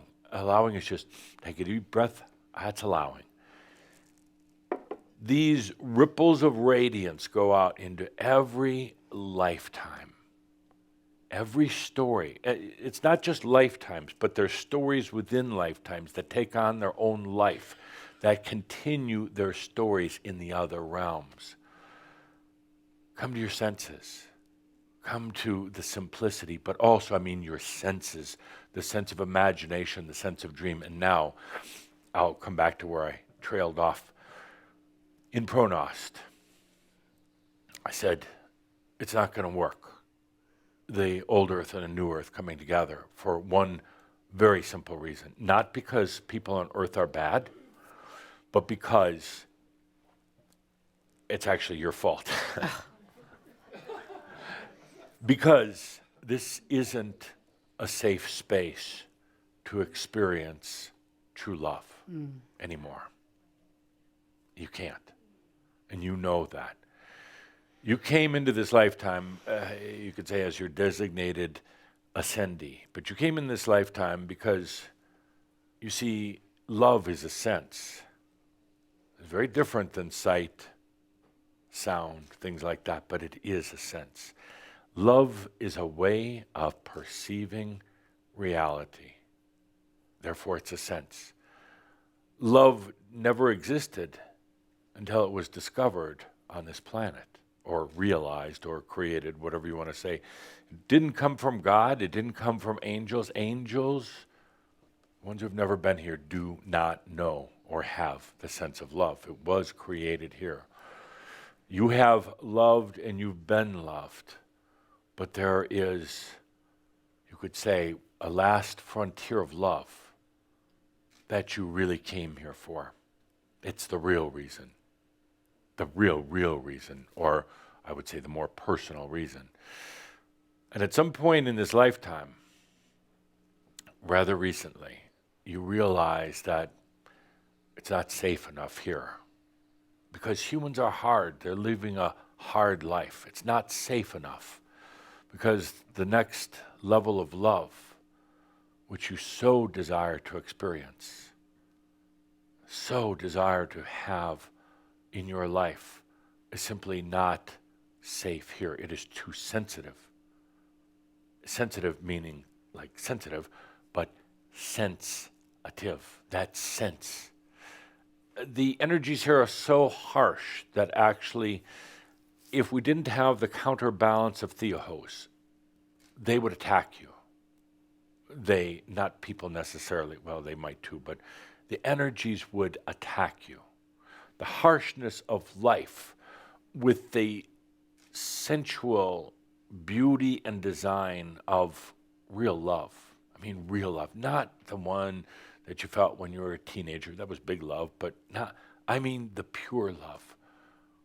The kind of the juxtaposition between the two, the imbalance between the two would cause the harshness of human life to literally attack the sensitivity of real love.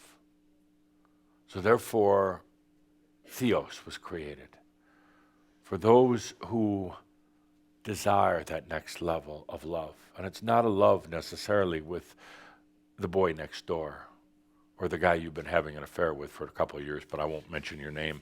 That's not really, you know. I promised I wouldn't tell. That's old love. You've had that, you've been there, you're bored with it, you've tried it, you tried to recreate it kind of sexually and it didn't work. You know you came here for the sense of real love. Humans aren't experiencing right now. How can you experience love so deep and consuming and encompassing and in beauty?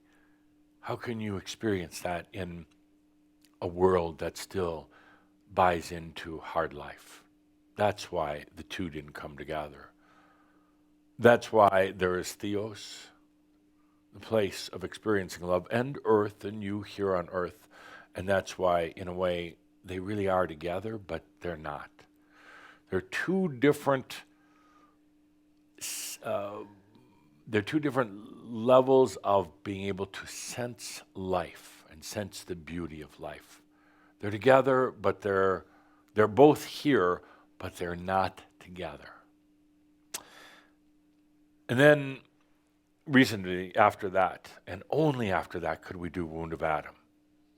Wound of Adam talks about love. It's a story of love between the characters Isis and Adam, which are simply the feminine and masculine aspects within you. And in Wound of Adam, it talked about this great love.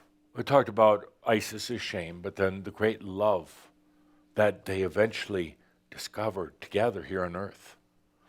I won't go into too much of the story on that, but needless to say, the two tie in so beautifully. In Isis's, the feminine pursuit of love, her desire, let me put it this way, Isis, the feminine aspect, is the one that's going to insist on the experience of true love, while Adam, in love to Isis, holds down the fort. Adam will maintain the place, the balance on this earth where you still live, where you still have your body, while Isis comes to find true love in a place called Theos. What next? What next is real love. I don't want to say too much about it right now because I want you to have that experience for yourself. But I want you to understand what's going on, why you've been feeling the way you're feeling, why it seems to be crazy at times, why you don't understand what's going on within you, why all the things being turned upside down, they're not.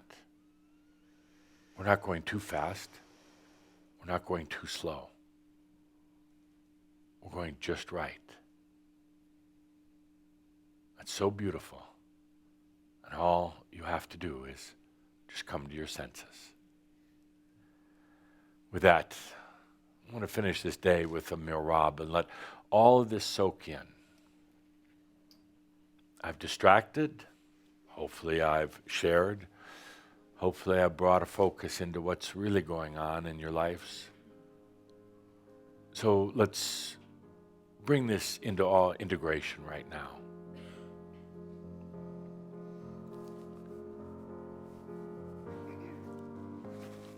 Of course, I've said a lot of words and none of them really matter. Not much. What matters is that you're here, and that you're allowing.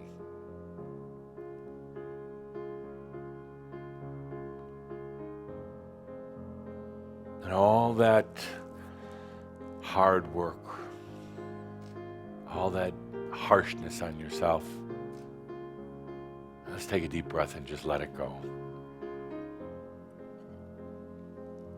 What a life it is. What a life.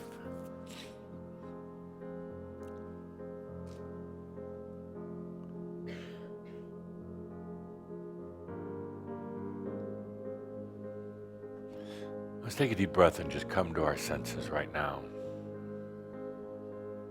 Meaning, let's really keep it simple.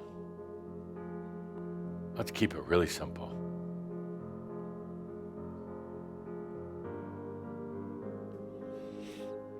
Let's come to our senses. You know your senses right now.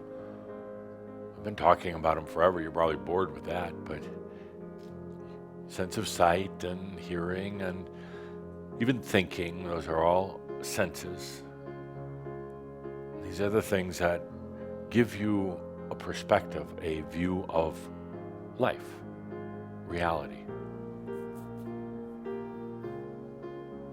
But now, as you allow, the senses open up naturally. And there are senses so beautiful, a sense of imagination. It's a way of perceiving reality. A sense of dreams. Dreams give you a sense right now for all of the integration work and all the stories. How all of your stories, your past and future lives, all the rest are actually coming into their realization. All at the same time.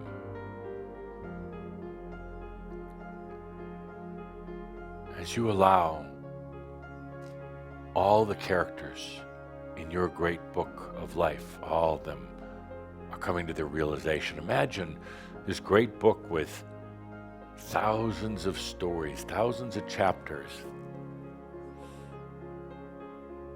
And the chapters, all these different stories, they continue on and on. They don't close out. And here you are, allowing. And it changes. It basically integrates all the stories You could say you're the answer they've been looking for. You are the answer they've been looking for. And the thing for you to remember is simply to allow what comes natural, the I am.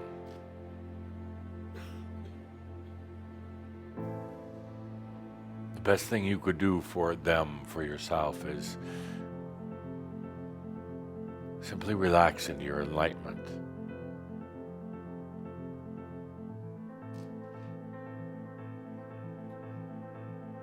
Simply relax into an easy life, a good life, an easy life.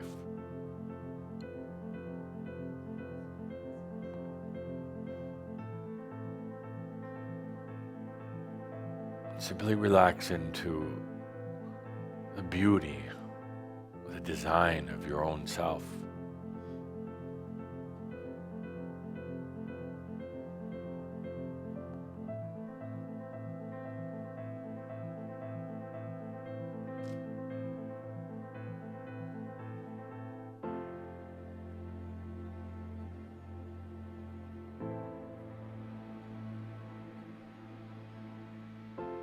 As one relaxes, trusts, I guess you would say it is, into themselves. All the senses, the sensual parts, they open up.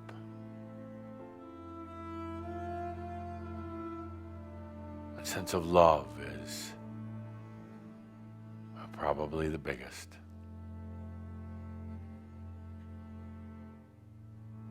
You see, there's one story that's nearest and dearest to you in this lifetime. You've got all these other lifetimes, all these other stories, but you can feel them, you can sense them, they're swirling all around. But there is one story, one sense that really caused you to come back here. Love.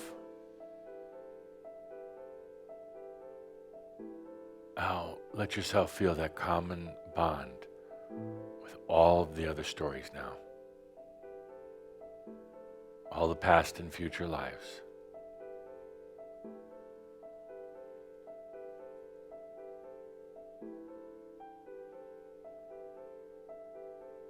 Weren't those love stories as well?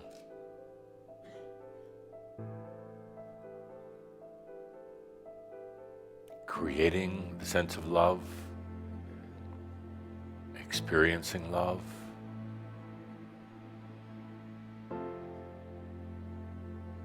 going to the heights of love and the depths of love.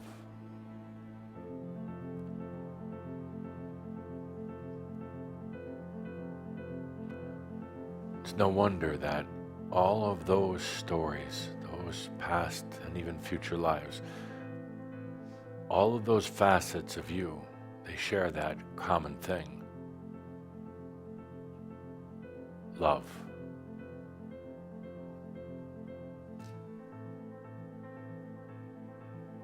But it was you this lifetime that said, I want true love now. Deeper than any of my other facets or aspects I've ever felt, deeper than any of those other stories. Their stories continue to wind and spin and evolve, but you said, this is it. This lifetime for me. Love.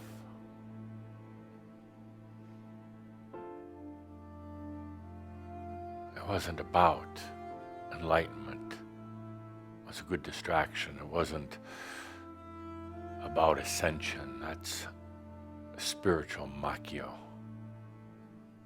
You entered into this life through the womb of your mother to come to the greatest and the most pure experience of love, to fulfill the desire for love. That's it, right there.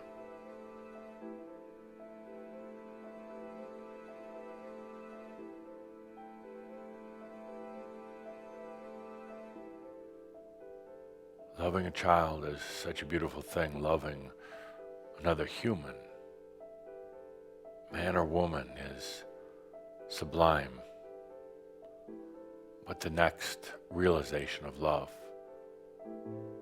makes those pale in comparison. That's why you walked into this life.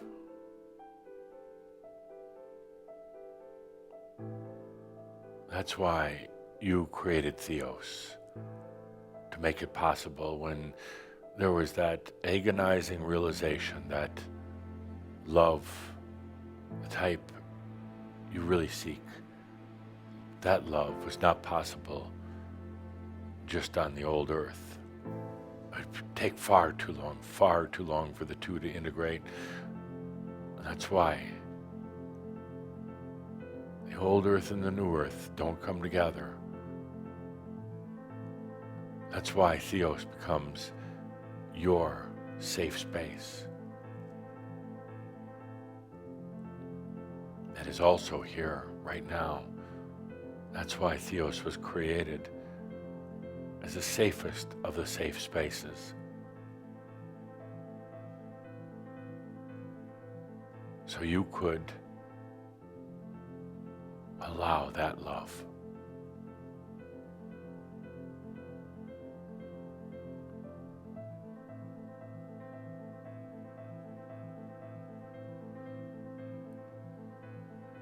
It's one of those things, it's the first and the last thing that you wanted to do in this lifetime.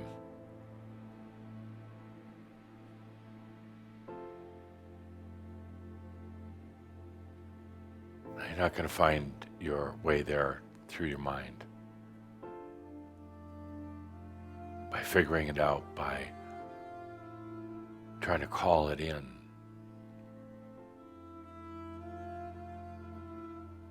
You simply allow. You simply allow.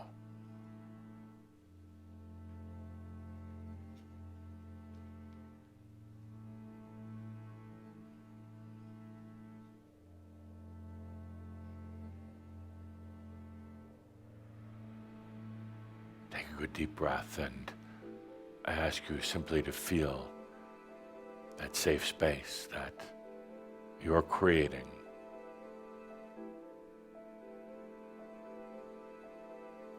For which this next experience, the true act of love, can be played out. The safe space, the stage, the setting, and you.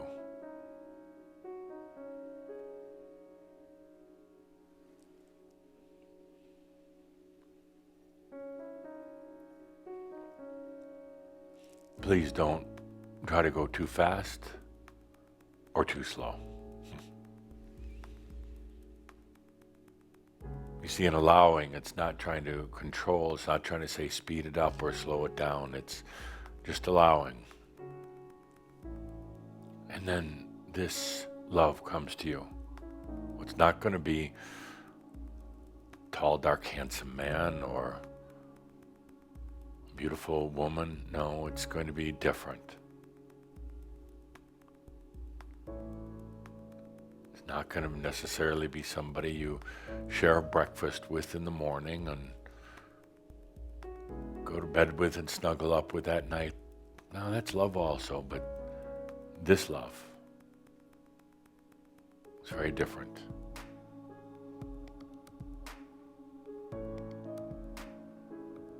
Very, very different.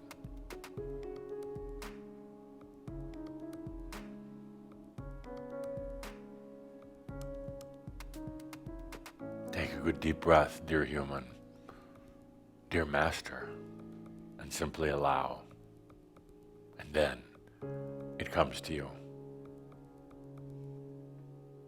It's that simple. It's that easy.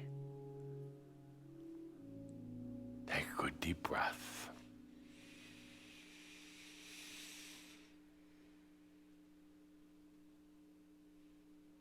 What the timing on all of what we're doing here is so beautiful. Such a design of time and energy and consciousness. Let's take a good deep breath. Whew, a lot happened there. That was a good mirab. I mean, because you allowed it to be. Let's take a good deep breath and come back to kind of where we started. Simple, easy life, good life, and a life of such love that was the very reason you came here in this lifetime. So let's take a good deep breath with that. And what do we say as we close this out? All is well in all of creation. Thank you, my friends. Thank you. Thank you.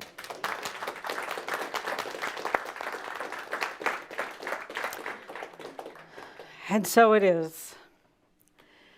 That was left in such a nice place. I wish he could have just left it there. It was just such a sweet experience. I hope it was nice for all of you. And that maybe if you're just, in your own space, in your own safe space, that maybe you let those energies just keep flowing, that allowing. Stay with that good deep breath. Take care of you. The message is inspiring, really inviting us to stay with the allowing. So take care of you. We'll be back on March 4th. Same time, same place if you choose. So take care of you. Take the good deep breath. And again, thank you. Thank you, Jeffrey Hoppe, for challenging, isn't that funny? Channeling Adamus Saint-Germain and all the gifts that come with it. So thank you, everyone. We'll see you March 4th. Thank you.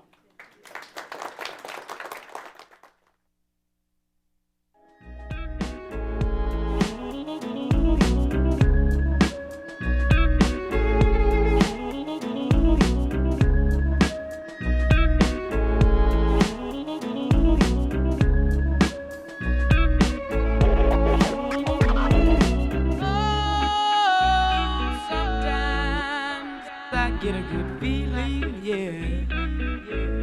Get a feeling that I never had before. No, I get a good feeling, yeah.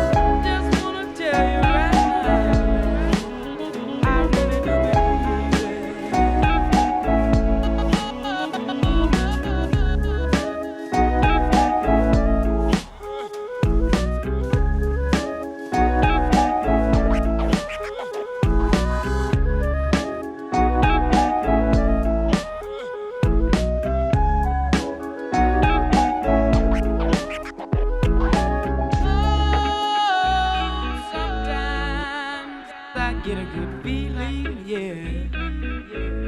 Get a feeling that I never had before. No, I get a good feeling, yeah.